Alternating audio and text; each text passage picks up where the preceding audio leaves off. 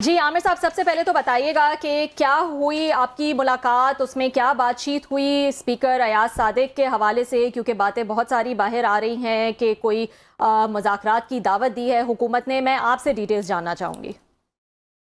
Arabia, सबसे पहले तो आपने जो बात की मेरा ख्याल है वो इस तरह से ठीक नहीं की जी। कि कल का जो 5 अगस्त का जो शो था हाँ जी। पीटीआई का, हाँ। बिलखसूस जो पेशावर में, वो बड़ा पावरफुल शो था। अच्छा। कराची में बहुत पावरफुल शो था। लाहौर की सड़कों पर और जो वकला की और हमारी जो रैली थी वो बड़ी जबरदस्त रैली थी। हम्म। और साउथ पंजाब में, सेंट्रल पंजाब में, नॉर्थ पंजाब में, बावजूद इसके कि 4 दिन पहले से क्रैक डाउन चल रहा था, हम्म। मेरे अपने हल्के मुल्तान शहर में 70-80 कारकुनों को मेरे हल्के में गिरफ्तार कर लिया गया था।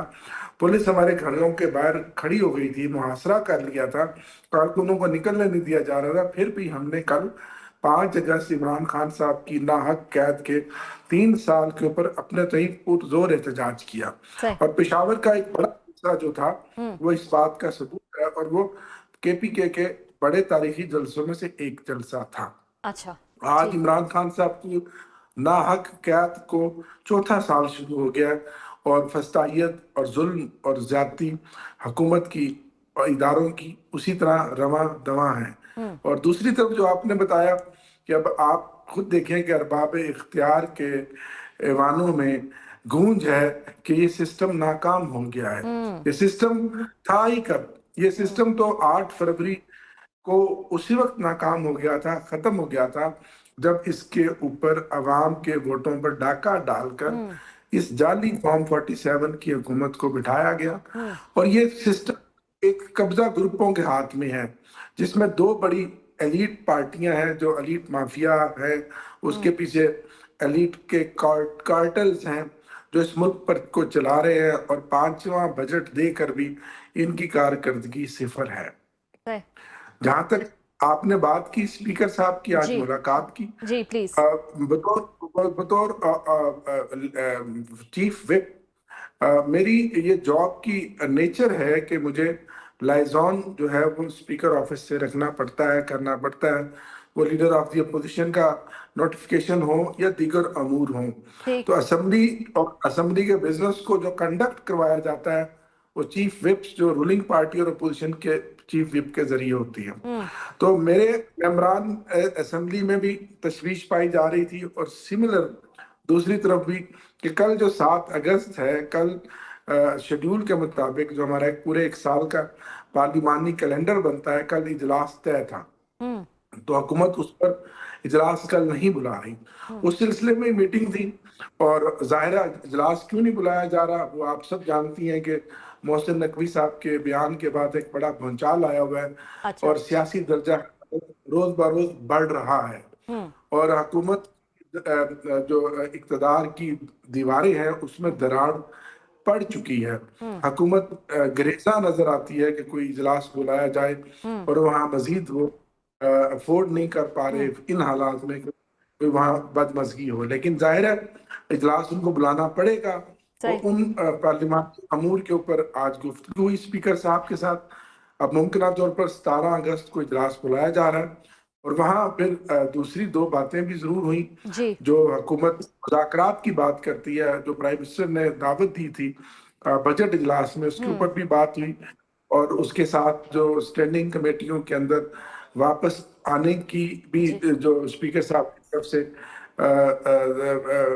ये थी कि आप जरूर आए, वो भी बार बार ये उनका मुतालबा रहा है, इस बात को दोहराया गया। और दीगर सियासी अमूर भी जेर बहस आए। तो हम्म। मेरा यही मौकफ था कि पार्लिमानी जो स्टैंडिंग कमेटियों से जो हमने बाइकआउट किया हुआ है, जो इस्तीफे दिए हुए हैं, वो फैसला हमारे लीडर इमरान खान साहब का है, सही। और हमारी अपनी कोई हैसियत नहीं है। आज अगर हम इस जगह पर हैं, हाँ। और वो इमरान खान साहब की वजह से हैं और उनके वोटों की वजह से हैं।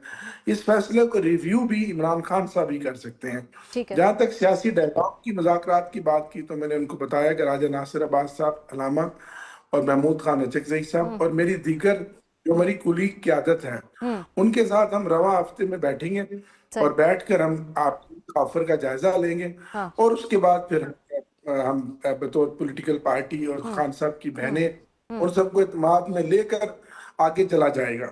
सही। और साथ में उनको ये भी कहा कि हुकूमत अगर चाहती है, वक्त गुजारा नहीं करना चाहती और मुज़ाकरात में सीरियस है, तो सबसे पहले हमारे जो 2 मुतालबात हैं, जो लीमा आपा ने भी कई दफ़ा कहे और कल के पेशावर के जलसे में भी कहे गए, कि खान साहब से मुलाकातें खोली जाएं सही। और खान साहब का इलाज करवाया जाए, जो कि उनका आईनी और कानूनी हक है। ठीक। वो इस मुल्क के शहरी हैं, वो इस मुल्क की आज सबसे सही। पॉपुलर डोगर साहब मुझे ये बताइएगा, ठीक है, साबिक आपका वज़ीर आज़म है। जी जी, आपका पॉइंट आ गया कि ये 2 डिमांड्स हैं और ये भी जो है वो आप लोग ने रखी, लेकिन मुझे ये बताएगा कि जब भी कोई ऐसी बात होती है, अभी मुज़ाकरात की बात की है, वैसे तो मुझे लगता है कि बहुत अर्जेंट जो है ये मैटर होना चाहिए आप लोगों के लिए। ऑलरेडी 3 साल हो चुके हैं खान साहब को जेल में, लेकिन आप कह रहे हैं अगले हफ्ते जो है वो बैठा जाएगा और बातचीत होगी और सब होगा। इस पे जो इमीडिएट रिएक्शन आया, गौहर साहब ने कहा ये संजीदा कोशिशें सिर्फ होनी चाहिए, मुज़ाकरात किस से करने हैं, किस बात पर करने हैं, कब करने हैं, किसी को मालूम ही नहीं है। तो ये ज़बानी कलामी जो गैर ज़रूरी बयानात हैं, इससे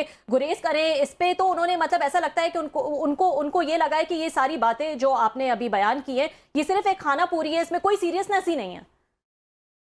बिल्कुल, हुकूमत की तरफ से कोई सीरियसनेस नजर नहीं आती। बिल्कुल, अगर हुकूमत आगे बढ़े और ये 2 काम तो हुकूमत करवा सकती है ना, जो कि इस 1 साल से खान साहब की मुलाकातें भी बंद है, वो अजियत की कैद तन्हाई की जिंदगी गुजार रहे हैं, कैद बंद की सोबतें हैं, 80% से ज्यादा उनकी आंख जाया हो गई है, फैमिली मिल नहीं सकती, डॉक्टर्स मिल नहीं सकते, हमें नहीं पता कि कौम का अजीम लीडर इस वक्त किस हालत में है। इस तरह का इंतकाम, इस तरह की फसाइयत और इस तरह की एक सियासी लीडर के साथ, जो जिसने दुनिया के अंदर पाकिस्तान का नाम रोशन कराया, जिसने इस्लामोफोबिया की बात की, जिसने जिसने इस कौम को, इस कौम का लीडर है, इस कौम को क्या कुछ नहीं दिया, और उसके साथ ये नारवा सलूक 186 झूठे और जाली मुकदमात में उसको कैद में डाला हुआ है। और लेकिन दूसरी तरफ आपने देखा कि अल्लाह अल हक है कि ताकतवर तरीन वजीर जो जो एक सतून है, उसने खुद कह दिया कि सिस्टम नहीं चल ये रहा। सिस्टम फेल तो है। ये ठीक। सिस्टम कैसे चलेगा जब आप एक इमारत में जो एक जाली वोटों से आप एक इमारत बनाएंगे, जो खोखली इमारत होगी, उस इमारत में जमीन बहुत सी होना है ना। और दूसरी तरफ आप देखें कि मुल्क के अंदर क्या हालात हैं। मैं आपसे सवाल अच्छा करता डॉक्टर हूँ, साहब, इस पे आप आते ये हैं आमिर भाई, इस पे आते हैं, मुल्क की हालात पे भी बात करते हैं आपसे सर।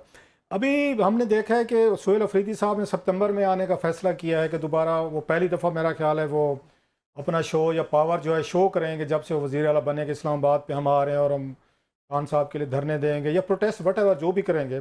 आपको क्या लगता है कि इसके रिज़ल्ट जो हैं ये इस दफ़ा कोई मुख्तलिफ हो सकते हैं, जो माजी में या अली अमीन गंडापुर साहब या बुशरा साहिबा जो जुलूस लेकर आए थे, लोग लेकर आए थे, या माजी की तरह के ही आपका ख्याल है आएंगे 2-3 दिन यहाँ हंगामा होगा, खुदा न खासा मार धाड़ पकड़ धक्कड़ ये वो होगी, या आपको फील होता है कि एस्टेब्लिशमेंट और पॉलिटिकल हुकूमत के दरमियान मोहसिन नकवी साहब के बयान की वजह से जो गैप पैदा हुआ है, रिफ्ट पैदा हुआ है, उसका आपको फायदा हो सकता है?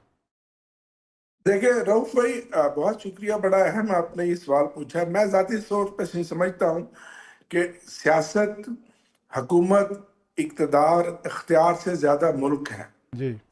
आज जो पाकिस्तान के हालात हैं, पाकिस्तान तेजी से डूब रहा है, पाकिस्तान में बदअमनी, बेचैनी और दहशतगर्दी आए रोज बढ़ रही है। 3 सूबे आपके इस वक्त जल रहे हैं, केपी के, आपका बलोचिस्तान और कश्मीर, और पूरी और कौम जो है सख्त तरीन महंगाई की अजियत के अंदर मुब्तला है। और आप खुद मुझे बता देंगे कि ऐसे में ये जो कब्जा ग्रुपों की हुकूमत है, इन्होंने जीरो डिलीवर किया, जीरो। तो जब मुल्क डूब रहा हो, ऐसे में क्या हुकूमत चाहेगी कि कोई ऐसा एडवेंचर वो इस्लामाबाद में करवाए?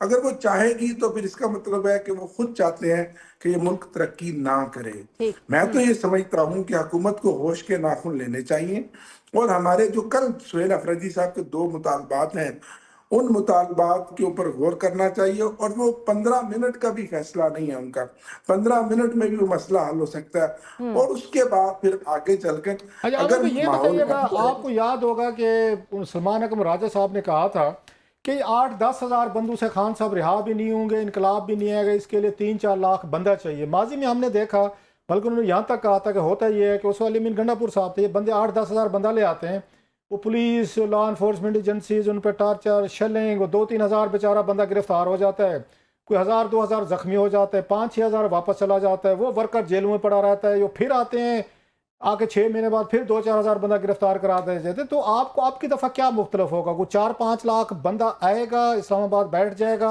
और खान साहब को रिहा करवा के जाएगा, क्या आइडिया है आपके जहन में? माजी में तो इस तरह के 8-10 हज़ार से तो वो कहते हैं कुछ नहीं होने वाला सर। देखिए देखिए देखिए, जहां तक बंदों की बात है, हम ज़ाहिर है पार्टी की लीडरशिप में मेरा एक शुमार होता है। जी। हम पर रोज बरोज अवाम का, वर्कर्स का प्रेशर बढ़ता चला जा रहा है, फैमिली का, सोशल मीडिया का। जहां हम जाते हैं, जहां रुकते हैं, जिस जगह पर भी हो, पब्लिक प्लेस में हो, हल्के में हो, दुकान पर हो, लोग यही मुतालबा करते हैं कि आपने इमरान खान साहब के लिए क्या किया है, जी। आप इमरान खान साहब को रिहा क्यों नहीं करवा रहे। अब देखें, सबसे बड़ा मुल्क के अंदर आईनी तौर पर तो जो बनता है, जमहूरियत के अंदर जो मरवजा तरीका है, वो तो है एक पुरजोर एहतजाज, लॉन्ग मार्च, धरना। हम आइन और कानून में रह के यही सब कुछ कर सकते हैं।